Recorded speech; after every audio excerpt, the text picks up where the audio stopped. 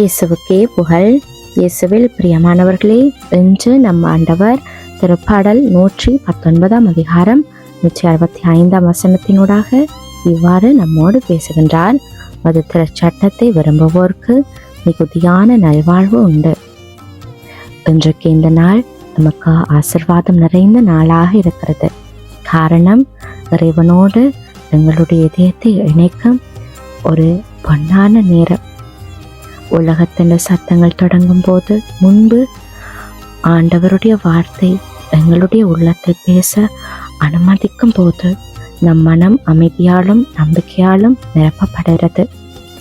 அன்றைக்கு திருப்பாடல் எமக்கு சொல்லும் வார்த்தை, ஆண்டவருடைய திருச்சட்டத்தை மதித்து அதன்படி வாழ விரும்புகிறவர்களுக்கு உண்மையான சமாதானமும் அமைதியும் கிடைக்கும் என்று கூறுகிறது. இந்த சமாதானம் சூழ்நிலைகள் மாறினாலும் மாறாதது. மனிதர்கள் தம் தற்காலிக மகிழ்ச்சி அல்ல, ஆண்டவர் தரும் நிலையான உள்ளார்ந்த அமைதி. எங்களுடைய வாழ்க்கையில பல சோதனைகள், ஏமாற்றங்கள், தடைகள், எதிர்பார்த்தது கிடைக்காமல் போவது, ஆண்டவருடைய வார்த்தையை வழிகாட்டியாக கொண்டவர் தளர்ந்து போக மாட்டார்கள். இவை ஒன்றையும் குறித்து அவருடைய நம்பிக்கை ஆண்டவரில் உறுதியாக இருக்கும். ஒவ்வொரு தடவையும் விசுவாசத்தோடு கடந்து செல்லும் வழமையும் அவர்கள் பெற்றுக்கொள்வாங்க.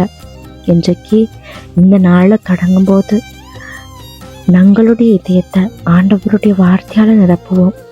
அவருடைய கட்டளைகளை கடமையாக அல்ல, அன்பின் வெளிப்பாடாக ஏற்றுக்கொள்வோம்.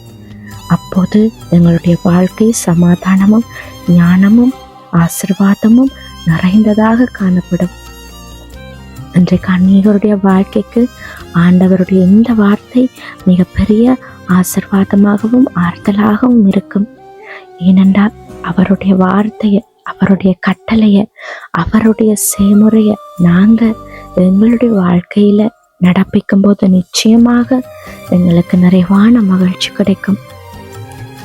எங்களுடைய மனம் சொல்ற போக்குல நாங்க போய் தேவையில்லாம மனமுடைஞ்சு கவலைப்பட்டு கண்ணீர் சிந்தறதை விட ஆண்டவர் நமக்கு என்ன வழி காட்டுகிறார், அவர் நமக்காக ஆயத்தப்படுத்தி வைத்திருக்கிற பாதை என்ன, இவைகளை நாங்கள் அறிஞ்சு அதன்படி செயற்படணும். இவைகளெல்லாம் எங்களுக்கு தெரியணுமெண்டா நாங்கள் ஆண்டவருடைய வார்த்தையை வாசிக்க வேணும். அவருடைய வார்த்தை அன்றாடம் நம்மோடு ஏதோ ஒரு வகையில் எங்களோட வாழ்க்கைக்கு தேவையானது தான் அவர் பேசி கொண்டிருக்கிறார். ஒவ்வொரு காலையும் அவருடைய வசனம் அநேகருடைய வாழ்க்கைக்கு ஒரு வெளிச்சமாக இருக்கிறது. இருள் சூழ்ந்த வாழ்க்கையில ஒரு ஒளியாக ஆண்டவருடைய வார்த்தை இன்றைக்கும் இருந்து கொண்டிருக்கிறது. ஏனென்றா அவருடைய வார்த்தைக்கு அதீத வல்லமை உண்டு.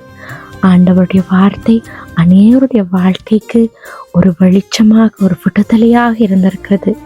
அதே போலதான் இன்றைக்கு எங்களுடைய வாழ்க்கையிலும் அவருடைய வார்த்தை செயற்பட வேணுமெண்டா, அவருடைய வார்த்தை அது நிலையாக இருக்க வேணுமெண்டா, அது வெற்றி அடைய வேணுமெண்டா நாங்கள் அதை தியானிக்கணும், அதன்படி வாழணும். ஆண்டவர்கிட்ட நீங்க கேளுங்க, அப்பா உங்களோட வார்த்தையை வாசிக்க எங்களுக்கு நீங்க பழக்கப்படுத்துங்க. அதுக்கான நேரத்தை ஒதுக்க நீங்க எங்களுக்கு ஒரு அறிவை தாங்க. நாங்கள் அப்படி வாசிக்கணும், அதை அப்படி தியானிக்கணும், அதை எப்படி எங்களோட வாழ்க்கையில நடைமுறைப்படுத்தணும்னு ஆண்டவர்கிட்ட ஜெபம் செய்யுங்க. ஏனெண்டா அவருடைய வார்த்தையை நம்பினவங்க ஒருபோதும் வீணாக போய்வது கிடையாது. அவருடைய வார்த்தைக்கு அதீத வல்லமை உண்டு. ஆண்டவருடைய வார்த்தையில நீங்க முழுமையாக நம்பிக்கை வைப்பீங்களா இருந்தா நிச்சயமாக உங்களுடைய வாழ்க்கையும் ஆண்டவர் ஒளி நிறைந்த தீபமாக மாற்றுவார். உங்களுடைய தடைகள் அனைத்தும் உங்களை விட்டு விலகி போகும். நீ உங்களுக்கு கொடுத்து வச்சிருக்கிறது ஆண்டவர் நிச்சயமாக உங்களுக்கு கொடுப்பார். அதனால எந்த காரணத்தை கொண்டும் அவருடைய வார்த்தையை மட்டும் நீங்க கைவிட்டு விடாதீங்க. அதை வாசிக்கிறதுல நீங்க தவறு செஞ்சிடாதீங்க, அதை மறந்து போகாதீங்க. அன்றாடம் நீங்க அநேக காரியங்களை செஞ்சு கொண்டு இருக்கிறீங்க, அதுக்காக நேரத்தையும் ஒதுக்குறீங்க. காலையில நீங்க ஒரு உணவு உண்ணணும்னா அதுக்கான ஒரு நேரத்தை ஒதுக்குறீங்க, வேலை செய்யணும்னா அதுக்காக ஒரு நேரத்தை ஒதுக்குறீங்க, தூங்க போகும்போது, படிக்கும்போது, விளையாடும் போது, இப்படியாக எல்லாத்துக்குமே ஒரு ஒரு நேரம் ஒதுக்குற நீங்க ஆண்டவருடைய வார்த்தையும் வாசிக்கிறதுக்கு ஒரு நேரம் ஒதுக்குங்க. முதல்ல 5 நிமிஷம், அதுக்கு பிறகு 10 நிமிஷம், இப்படியே நீங்க கூட்டி கூட்டி கூட்டி 1 மணித்தியாலமாவது ஆண்டவரோட நீங்க அமைதியாக இருந்து அவருடைய வார்த்தையை வாசிச்சு உங்களுக்குள்ள இருக்கிறத நீங்க அவரோட ஷேர் பண்ணுங்க. அவர்கிட்ட நீங்க சொல்யூஷன் கேளுங்க. என்ன பிரச்சனையா இருந்தாலும் சரி, நீங்க மனுஷங்கள்ட்ட போறதுக்கு முன்னாடி ஆண்டவரோட பாதத்திலிருந்து அதுக்காக நீங்க ஒரு சொல்யூஷனை தேடுங்க. நிச்சயமாக ஆண்டவர் உங்களுக்கு அவருடைய வார்த்தையினூடாக அதுக்கு தீர்வு தருவார். உங்களுடைய குழப்பங்களுக்கு, உங்களுடைய பிரச்சனைகளுக்கு அவருடைய வார்த்தை தான் தீர்வு. அதனால ஒரு நாளும் அவருடைய வார்த்தையை மட்டும் நீங்க கைவிட்டு விடாதீங்க.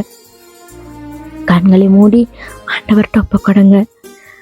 அப்பா தகப்பனே, உங்களுடைய வார்த்தையை நேசிக்கும் இதயத்தை எங்களை ஒவ்வொருவருக்கும் கொடுத்தருளுங்கப்பா.